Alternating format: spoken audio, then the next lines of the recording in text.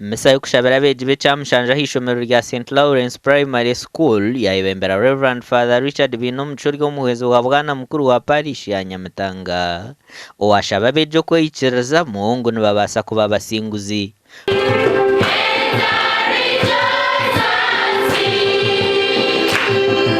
Mukamarine okusinga bwana okukora kurungi bwana ebigezo mukasinga bakajya mu St Lawrence is the best ahakuba mwine okubasha. You have the capacity to be the best in the country.